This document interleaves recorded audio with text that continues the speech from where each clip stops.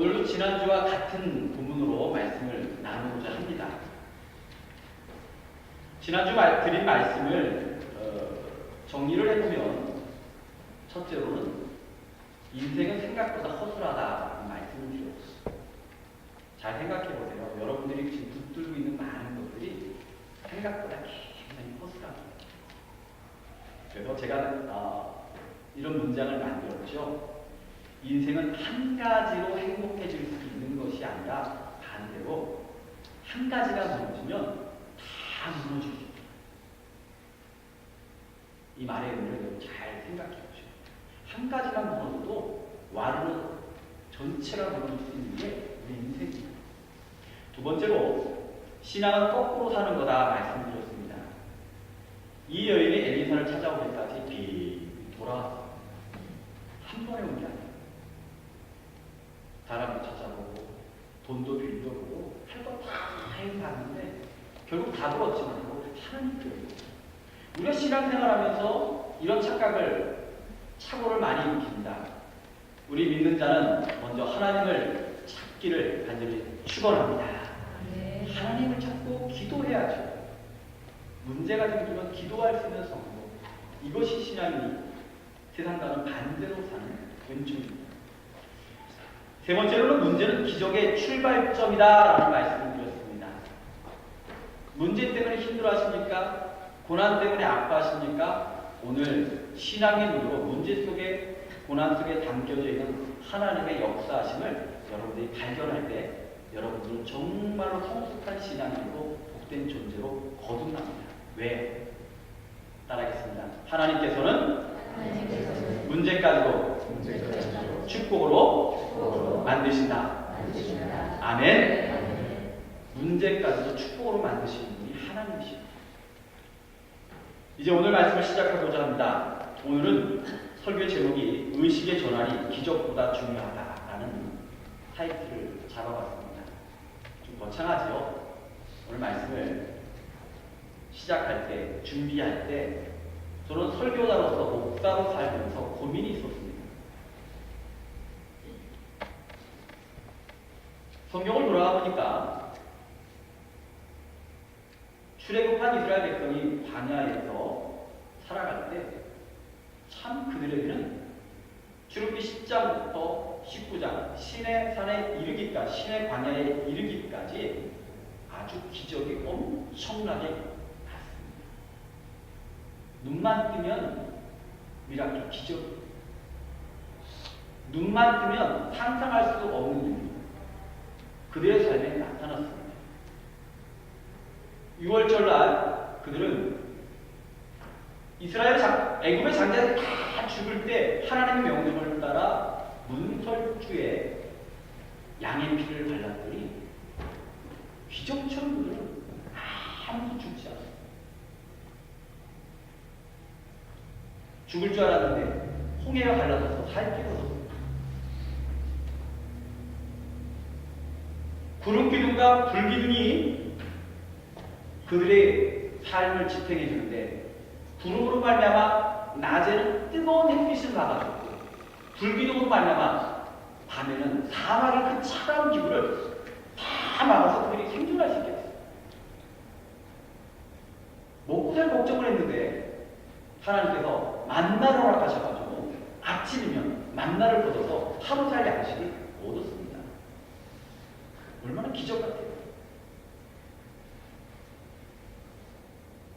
평생 살면서 그런 생각 한번 해봅니다. 우리 같으면 기적 한번 내가 체험하면 절대로 하나님 안 떠날 거야. 그런데 이스라엘 백성은 그러지 않았다는 거예요. 고난만 만나면, 힘겨운 인실만 나타나면 신앙은 사라지고 불평하기 시작했어요. 참 이상하죠? 어떻게 하나님이 기적을 체험했는데, 하나님의 역사를 직접적으로 삶에 경험했는데 왜 그렇게 하고 신앙이 흔들릴까?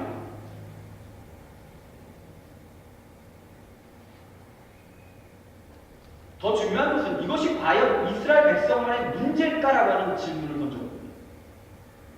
여기 계신 신앙생활을 하신 분들 중에, 이미 신앙의 경륜이 쌓인 분들 중에 나름 신앙의 체험을 가지신 분들이 제법 있습니다.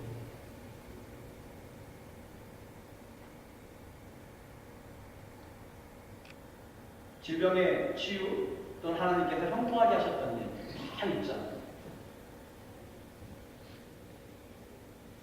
우리 임명 공부가 계신데 교회 처음 나와가지고 저랑 성경 공부하고 막 그러다가 그 얘기를 듣고 어디 나갔는데 며칠 후에 저한테 와서 목사님, 내가 이번에 하나님께서 저를 도우신 걸 경험했다고. 교회 나온 지 얼마 안 됐는데 와가지고 막 기뻐했던 거. 제가 저도 들으면서 기뻐했던 거. 기억해. 다 여러분 나름의 기적을, 하나님의 놀라운 선들들을 경험하셨을 거예요. 마음에 품고 계실 겁니다. 근데 사람은 신기하게 망각의 동물이에요.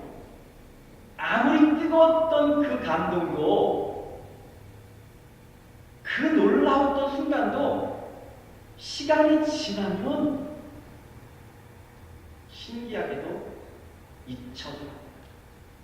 줄어들어요.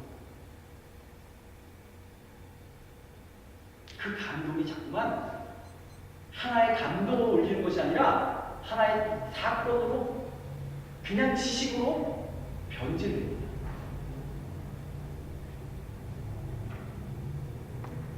그 기적을 통해서, 감동을 통해서 내가 하나님을 사랑했던 그 마음보다는 하나의 그냥 추억으로 지나가고 지금 현재 속에 파묻혀서 때로는 신앙이 흐르고, 때로는 불편하고, 때로는 원망합니다. 과연 누구의 이야기일까? 이스라엘 백성만의 이야기일까? 저희가 하나님을 경험했는데 왜 그 경험이 시간이 지나면 우리는 잊혀져갈까? 원인이 뭘까? 제가 목사로서 말씀을 준비하면서 또 본문을 바라보면서 내린 생각은 이겁니다. 지나가는 기적보다 더 중요한 게 있더라는 거예요. 잊혀지는 기적보다 더 중요한 게 있다라는 겁니다. 하나님께서 기적을 베푸실 때 그 기적보다 우리에게 더 강력하게 요구하시는 그 무엇인가가 있다라는 겁니다. 그게 뭐냐? 의식의 전환이야. 본문이 주는 진짜 교훈을 저는 이번 주에 묵상하는 가운데 다시 발견합니다. 한 여인이 엘리사를 찾아와서 자기 삶의 처지를 막 쏟아놓습니다. 어떤 얘기를 합니까? 첫째, 남편이 죽었대요. 심각한 문제죠. 현대사회에도 이런 일을 겪으면 당연히 어려움이 많을 텐데, 고대사회에서 남편이 죽음으로 말미암아 재정적인 문제, 물질의 문제가 왔습니다. 그래서 먹고 살기 힘드니까 빚을 지기 시작했어요. 갚을 줄 알았는데, 해결될 줄 알았는데 해결이 안 됐습니다. 그 두 아들을 뺏기게 됐어요. 노예로 팔겠다는 얘기입니다. 이 여인이 가진 이야기를 한마디로 말하면 이겁니다. 저는 아무것도 없어요. 제가 할 수 있는 게 아무것도 없어요. 이런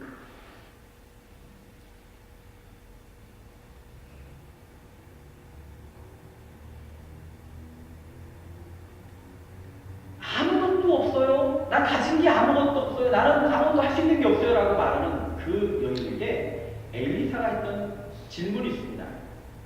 내 집에 무엇이 있는지 내게 구하라. 저는 이 말씀이 굉장히 쇼킹하게 됩니다. 없다고 찾아왔는데 너 가진 게 있잖아요.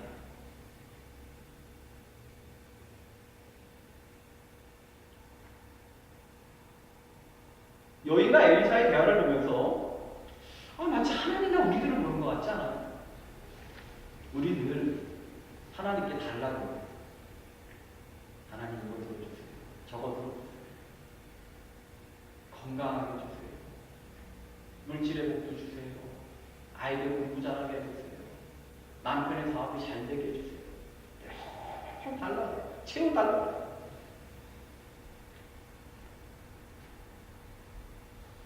왜 이런 생각이 날까? 우리는 없다는 생각이 너무 많이 한다는 거죠.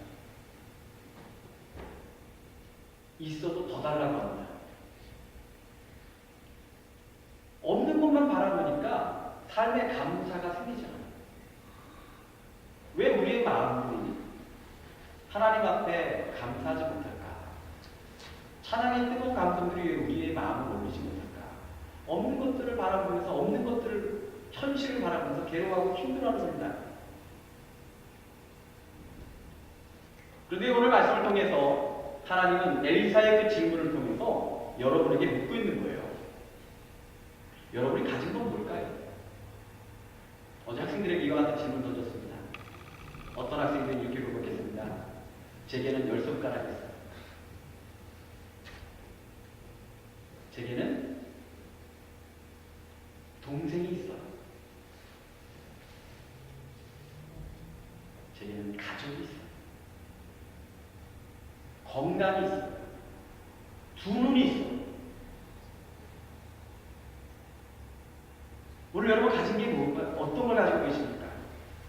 정말 우리는 없나요? 가진 게 없나요? 정말 부족합니까? 한번 의식을 한번 바꿔보세요. 생각을 바꿔보세요.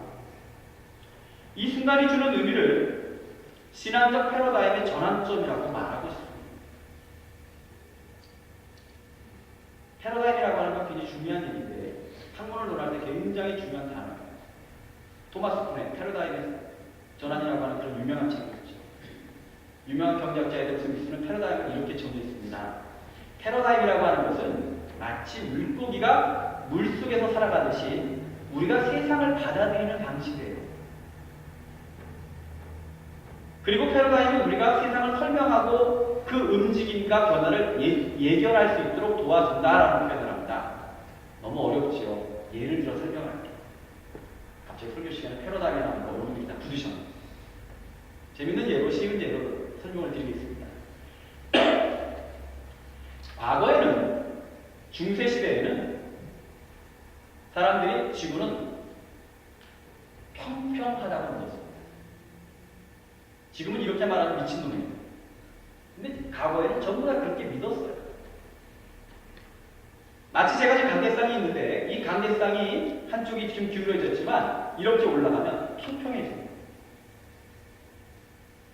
그리고 땅이 있고 땅을 바다가 둘러싸고 있는데 평평하다 보니까 바다 끝에 가면 떨어져 죽을 거다. 이게 그 시절 사람들의 세계를 바라보는, 지구를 바라보는 하나의 패러다임입니다. 이게 뭐가 그렇게 중요한가 생각하지만 이 일로 말미암아 배를 타는 어부들은 멀리 나갈 수가 없었습니다. 왜? 나갔다가 떨어져 죽기. 괜히 나갔다가 죽을 수 있기 때문에 나가지 못했어요. 과학자들은 이런 연구를 했습니다. 어떻게 땅을 바다가 둘러싸고 있는데 그 끝은 분명히 낭떠러질 텐데 그 물이 새지 않고 어떻게 이렇게 바다를 지탱하고 땅덩어리를 지탱할까? 과학자들은 이런 것들을 연구했어요. 지금 생각해보면 말도 안 되는 일이에요. 그 당시는 세상을 바라보는 모든 사람들의 패러다임이 바로 이와 같았어요. 땅은 평평하다. 끝이 있다. 근데 시간이 지나면서 새로운 발견들이, 우주를 바라보면서 새로운 발견들이 나오기 시작했습니다. 사람들의 생각이 좀 바뀌기 시작했어요. 물론 그 과정이 쉽지 않았고 그 과정에 재판을 받는 사람도 있었습니다. 갈릴레이 갈릴레이죠. 갈릴레이가 무슨 얘기를 합니까? 재판장으로 나오면서 지구입니다. 지구가 동그랗고 지구를 중심으로 세계가 도는 것이 아니라 태양을 중심으로 지구가 돌 거며 만유인력의 법칙이 통해서, 중력을 통해서 이 모든 것들이 지탱되고 있다고 하는 사실이 발견되면서 지금까지 믿었던 패러다임이 다 잘못됐다는 것을 알기 시작했습니다. 그 순간 배를 타는 사람들 중에 개척정신과 도전정신이 있는 사람들은 이런 생각을 했습니다. 예전에 나가면 죽는다 생각했는데 지구가 동그랗다면 한번 멀리 가볼 수 있지 않겠는가? 멀리 가다 보면 또 다른 땅덩어리가 발견될 수 있지 않겠는가? 땅덩어리가 없으면 적어도 내가 출발한 자리로 돌아올 수는 있겠지라고 하는 새로운 패러다임이 그들에게 오기 시작한 거예요. 그런 패러다임이 전환으로 말미암아 크리스토퍼 콜럼버스가 1400년 후반기에 배를 타고 출발해서 돌다가 아메리카 대륙을 발견했어요. 이게 우리가 못한 날이 있겠느냐 여러분들 질문할 수도 있겠지만 이 발견으로 말미암아 우리가 지금 캐나다에 살 수 있는 것, 아이들 공부할 수 있는 일이 여기서 열린 거예요. 패러다임을 전환하는 건 이렇게 중요합니다.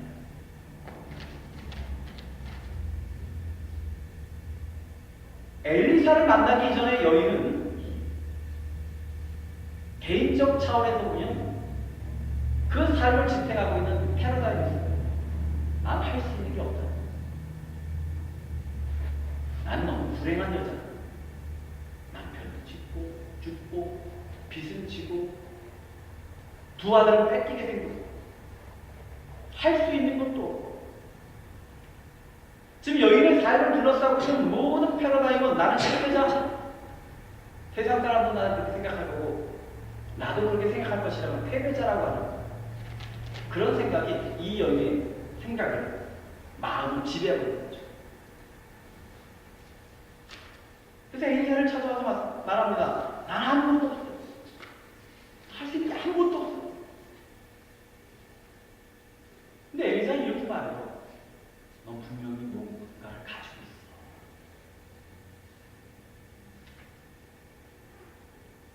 너 가진 게 뭐니?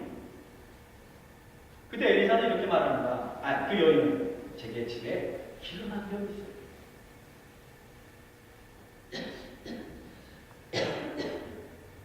기름 한 병이 인생을 바꿀 수 있을까요?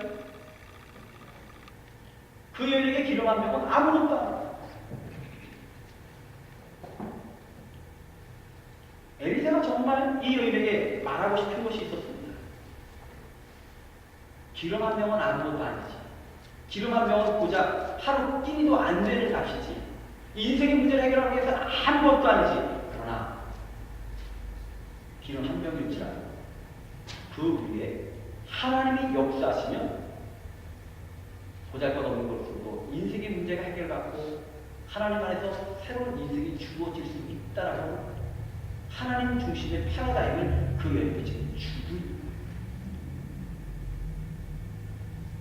이 여인에게 필요했던 것은 바로 이와 같은 의식의 전환입니다. 다른 말로 하면 하나님에 대한 철저한 신뢰, 믿음이 이 여인에게 필요했던 거죠. 이 의식의 전환을 위해서 엘리사는 문제를 그냥 해결하지 않습니다.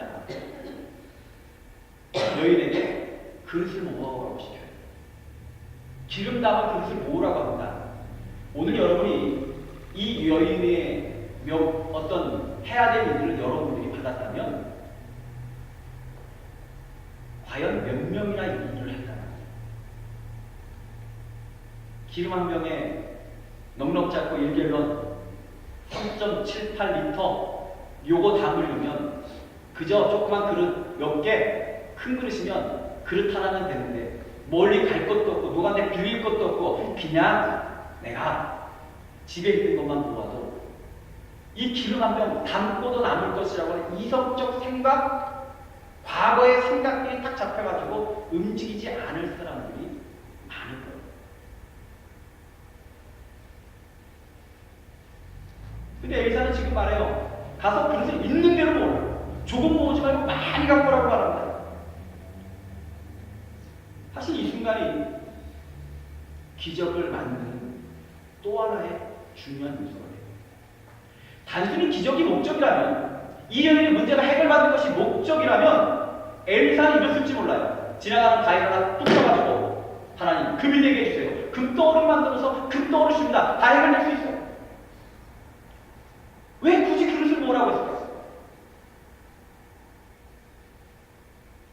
그렇게 하지 않아도 금덩어리를 만들든지 아니면 뭔가 다른 방법으로 한순간에 다 해결할 수 있는데 이 여인에게 어찌 보면 말도 안 되는 명령과 요구를 하고 있는 거예요. 그릇을 담을 그릇을 모아라. 지금 그녀의 손 안에는 기름 한 병밖에 없는데 몇 리터도 되지 않는 기름이 고작인데 그릇을 있는 대로 다 모아라. 이웃에게 가서 빌리고 사람들만 다 찾아다니까 그릇 다 갖고 와.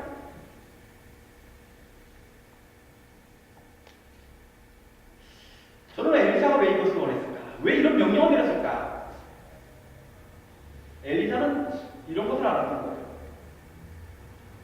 의식이 바뀌지 않으면 이 여인은 금덩어리가 떨어지는 또 다른 문제 앞에 또 좌절합니다. 생각이 바뀌지 않으면 또 다른 문제가 왔을 때 또 낭만하잖아요. 이스라엘 백성이 기적을 체험해도 그들의 문제는 뭐냐면 의식이 안 바뀌어요. 성도들이 신앙생활하면서 하나님의 능력이 체험했음에도 불구하고 왜 그 자리에 서 있을까? 의식이 바뀌지 않은 거예요. 기적은 사모했는데 내 마음의 변화는 사모하지 않았던 거예요. 하나님의 능력을 구했는데 정작 나는 바뀔 마음이 없었던 거예요. 그러다 보니 또 다른 문제가 다가오면 잘 믿는 것 같다가도 또 다른 문제가 닥치고 고난이 오면 신앙은 제자리에 있어요. 왜? 생각의 의식이 바뀌어져 있지 않아. 엘리사는 알았어요. 그래, 금덩어리 하나 해결줘서 문제 해결했습니다. 그런데 그 여인의 의식이 바뀌지 않아요. 똑같은 문제가 똑같이 나오죠. 엘리사는 이 여인의 의식이 바뀌고 기적보다 더 중요한 의식의 변화, 생각의 변화를 원했던 거예요. 그래서 말도 안 되는 명령을 내립니다. 그릇을 놓아.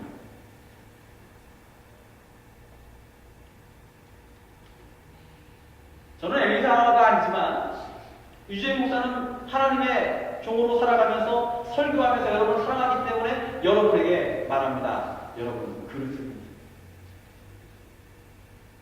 이웃집에 와서 그릇을 빌리라는 얘기가 아니라 여러분이 가진 것이 무엇인지를 바라보고 여러분이 행할 수 있는 그릇을 보셔야 돼요. 그릇은 여러 가지가 있습니다. 기도의 자리가 있고 예배의 자리가 있고 헌신의 자리가 있고 주님을 사랑하는 만큼 주를 향하는 여러 가지 그릇이 있어요. 왜? 그 그릇이 뭐예요? 하나님의 기적을 있어요. 근데 사실 이 여인도 바라보면 처음에는 한가가 있을 겁니다. 기름은 달라는 명인데 왜 그릇을 뭐라고 그러지? 근데 바로 이것이 믿음의 과정이에요. 말이 안 나와요. 생각해보면 그렇잖아요. 내가 오늘 새벽에 나온다고 내 인생이 바뀌어? 내가 오늘 예배를 간다고 내 인생이 뭐가 달라져? 내가 오늘 말씀을 듣다고 뭐가 달라질 거냐라고 하는 생각이 과거의 생각을 자꾸 있는 한 기적은 하나님의 역사는 우리에게 다가오지 않아요. 아무것도 없는 것 같지만 아무것도 바뀔 게 없는 것 같지만 아무것도 새로운 것이 없는 것 같지만 하나님의 말씀이 있을 때는 그 안에 준비된 것이 있겠지라고 하는 새로운 패러다임의 의식이 우리 속에 들어왔을 때 그것을 믿고 순종할 때 하나님의 역사가 여러분 가운데 나타나게 될 줄 믿습니다. 이것을 변화시키지 아니하면 하나님의 능력 가운데 축복 가운데 머물 수가 없는 거예요. 생각이 바뀌어야 됩니다. 여러분이 가진 것이 무엇인지를 깨달아야 됩니다. 결과를 논하지 말고 하나님 지금 말씀하실 때 우리의 이성과 생각의 판단의 지배를 받지 말고 하나님 명령하실 때 기도하게 하셨을 때 하나님 앞에 무릎 꿇게 하셨을 때 하나님을 사랑하게 하셨을 때 이 여인처럼 그릇을 빌려 다니는 그 모습을 여러분 가운데 있기를 간절히 원합니다. 그랬을 거예요.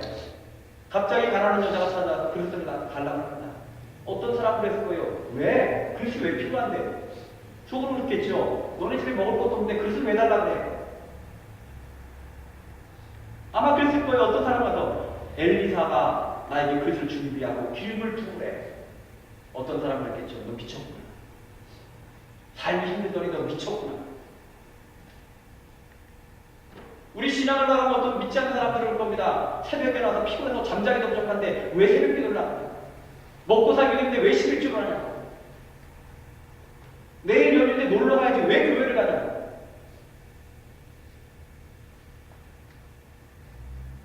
그럼에도 불구하고 하나님의 생각과 명령이 앞서지는 의식의 전환. 왜? 이 안에 하나님의 뭔가가 있다는 거죠.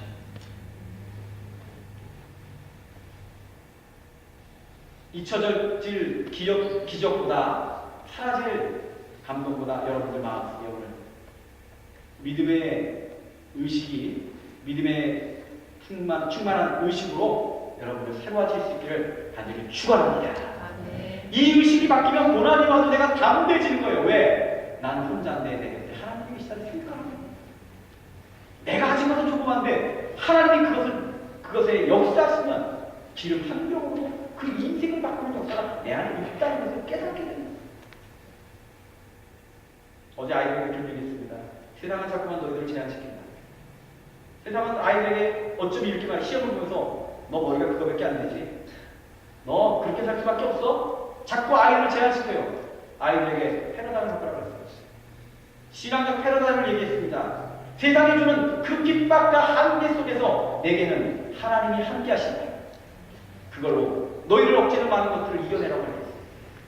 사랑하는 성도 여러분, 우리는 약하고 부족하지만 우리와 함께 하신 하나님을 위한 세상을 바라보는 그 시야로 세상 가운데 패러다임을 바꾸고 의식을 바꾸고 생각을 바꿔서 이 여인처럼 살게 문제가 해결받고 하나님의 승리를 외칠 수 있는 복된 성도의 삶이 되기를 주의 이름으로 축원합니다. 이것이 의식이 바뀝니다. 두 번째, 의식의 전환이 이루어지면 숨어있는 희망을 발견하게 됩니다. 의식의 전환이 이루어지면 숨어있는 희망을 발견하게 됩니다. 2차 세계대전 때 유대인 납비가 아들과 함께 독일 수용소에 갇혀들었어요.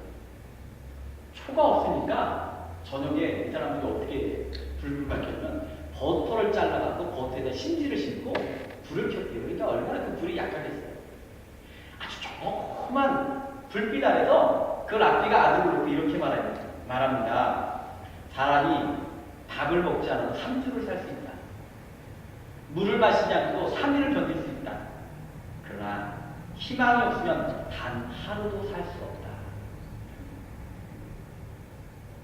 희망이 없으면 단 하루도 살 수 없다. 희망이 없는 인생은 비참합니다. 히라버가 말하는 인간이라는 단어는 위를 바라보는 존재라고 하는 겁니다. 희망을 품은 존재라고 하는 것이 인간이라는 것이죠. 그런데 우리의 현실을 바라보면 제가 우리 현실을 이렇게 표현해 봤습니다. 우리의 인생을 돌아보면 언제나 절망은 가깝고 희망은 꽁꽁 숨어 있다. 좀 납득이 되시죠? 절망은 늘 주변에 눈만 뜨면 보여. 근데 희망은 꽁꽁 숨어 있어요.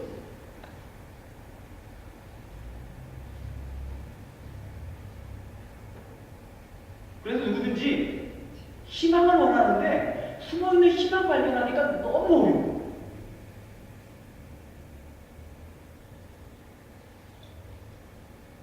부모된 자로서 그런 고민하지 않아요? 얘가 뭔가 있긴 있을 건데 뭘 잘할까? 어떻게 하면 행복하게 살까? 어떻게 하면 잘 살까? 어찌나 꼼꼼함에 났는지 잘 안 보여요.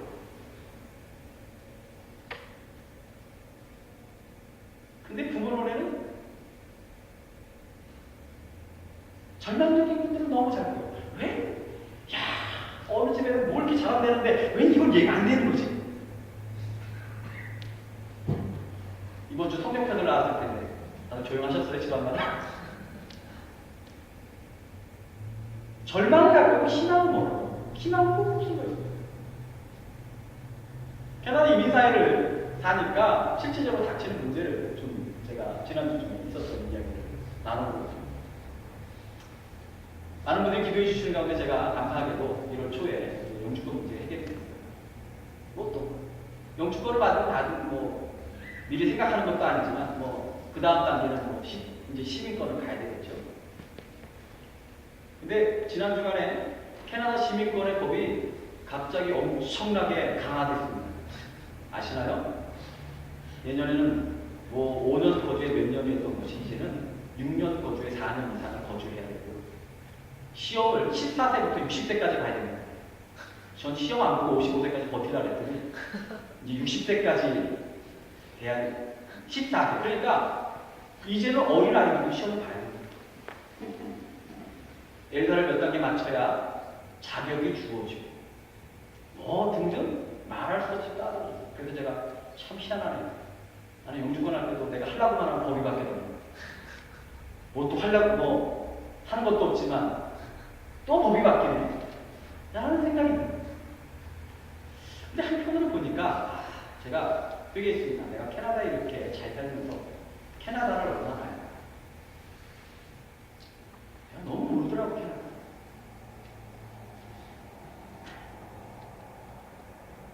공부도 했어요.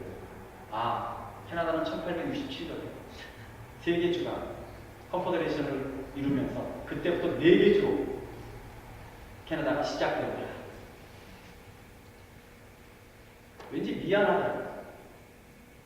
법이 바뀌었다라고 하는 그런 절망보다 왠지 내가 캐나다를 살면서 이렇게 많은 혜택을 누리면서 내 삶에 많은 이와 같은 좋은 자연과 삶을 유지하면서 나는 도대체 캐나다를 향해서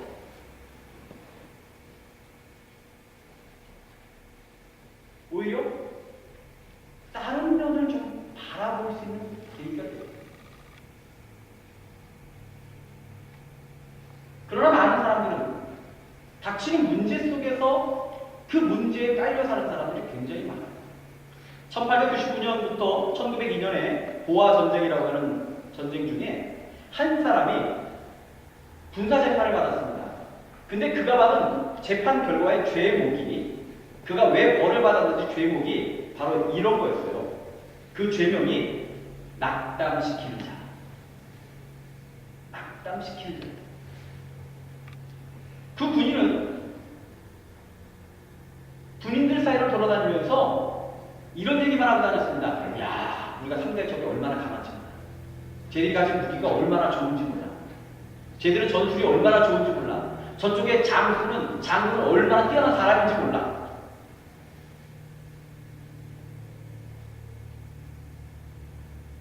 저들이 공격하면 우리는 몰살당할 거야. 저들과 전쟁을 치고 우리는 전멸당하고 우리가 가만히 이 지역은 다 폐허가 될 거야. 그런 총을 사용하지 않았습니다. 그럴 필요도 없었어요. 그런데 그 말을 듣는 순간부터 그 주변에 그 말을 듣는 군인들은 무력해지기 시작합니다. 싸우고 누군가의 말 한마디만으로도 절망이라는 것을 느끼기 시작했다는 거예요. 군인들에게 내가 승리할 것이라는 확신과 희망이 상실된 군인들이 무슨 전쟁을 치겠냐고. 예수를 믿으면서도 희망이 없는 신앙생활을 하면, 예수를 믿으면서 절망만을 바라보는 신앙생활을 하면, 그래서 낙담하고 낙담시키는 자가 되고 입을 열면 낙담할 얘기만 하면 살아가는 인생을 산다면 그 속에서 얼마나 크게 불행한 일이에요. 나만 그런 게 아니라 사람은 입이 있다고 다 이야기하면서 내게 듣는 사람들을 낙담시키게 하는 일, 대안 없이 비난과 불평을 늘어놓는 일들이 사람은 너무 익숙해. 왜? 온통 주변이 눈만 뜨면 절망시키는 일들이 너무 많기 때문에. 거듭 말씀을 드립니다. 절망은 너무 가까이 있고 희망은 꼭 숨어 있더라고요. 우리 인생.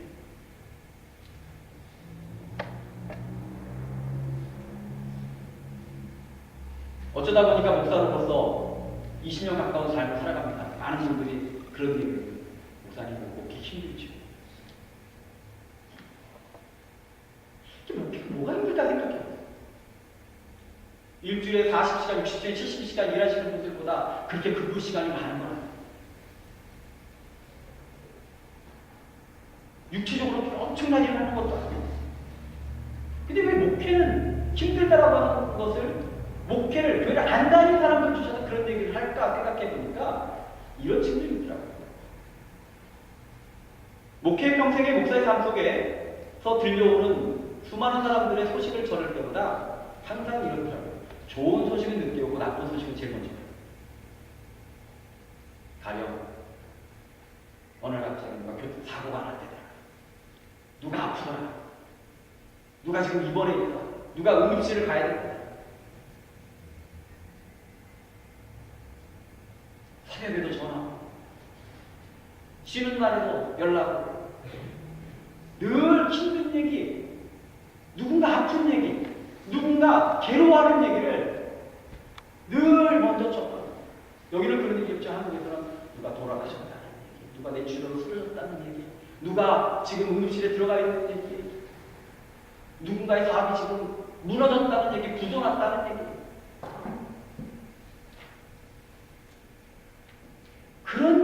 내가 제일 먼저 도착하는 위치에 살아갈 때 정말 그 속에서 신앙의 힘으로 희망을 그럼에도 불구하고 그 자리에 가서 때로 누군가 죽은 자리에 가서 누군가 불탄 자리에 가서 누군가 절망한 자리에 가서 누군가 낙담한 자리에 가서 누군가 다 상고 피폐해진 자리에 가서 말씀으로 희망을 전하며 산다는 것이 정말 보통 일은 아니라는 거죠.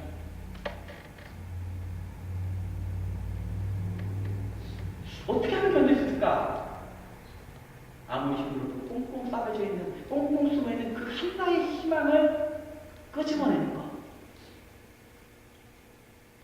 그 하나를 발견해서 다 어려운데, 다 망했는데, 다 깨우는데 이거 하나만 눈도 평안을 느낄 수 있는 그 무언가를 찾아내는 일이 목회라는 거죠.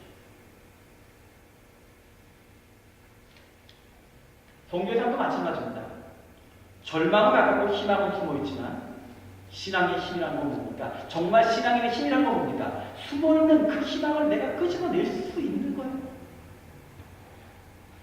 그 단 하나의 희망을 발견하고 그 힘으로 그대로 살아가는 거예요. 잠언에 이렇게 말합니다. 악인은 그 환난에 넘어져도 의인은 그 죽음에도 소망이 있느니라. 죽음에도 소망이 있다. 끝이라 생각하는 그 순간에도 소망이 있다고 했어요.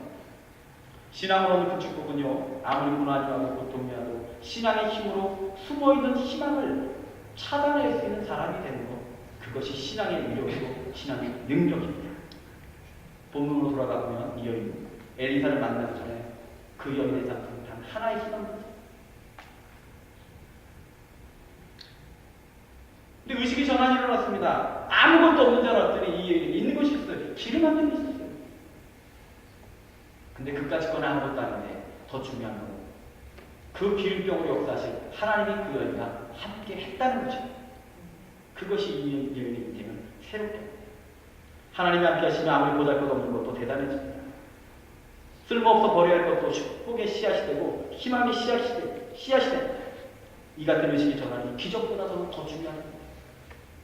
오늘 예배드리는 이 시간 하나님 앞에 구합시다. 하나님의 생각을 바꿔주세요. 하나님의 마음을 바꿔주세요. 내 의식을 새롭게 하여 주세요. 하나님 나와 함께 하시는 하나님에 대한 믿음을 허락해 주세요. 이것이 여러분을 강하게 하고 담대하게 하는 이 세상 그 무엇보다 귀한 기적으로 축복으로 여러분 삶에 역사하게 될 줄 믿습니다. 기도하겠습니다. 참 좋으신 아버지 하나님 감사를 드립니다. 저희가 무엇이간데 오늘도 이렇게 부르셔서 말씀으로 우리의 심령을 축복하시는 주. 오늘 원하고 바라오니 우리가 없다고 생각했던 이 순간 하나님의 눈으로 바라보며 가진 것이 얼마나 많은지 깨닫게 하옵소서. 나는 보잘것 없었지만 하나님 우리의 삶을 붙드시니 우리의 삶이 축복의 삶인 줄을 알게 하여 주옵소서. 낭만이 있었고 좌절했었고 슬퍼했었고 불평했었는데 이제는 입술이 바뀌고 생각이 바뀌고 마음이 바뀌고 감사하고 주님께 영광 돌리며 우리 삶에 주님이 주신 그 신앙의 힘으로 발견되는 희망을 붙들며 살아가는 저희들에게 인도하여 주옵소서. 이 모든 말씀 예수 그리스도의 이름으로 기도드렸사옵나이다.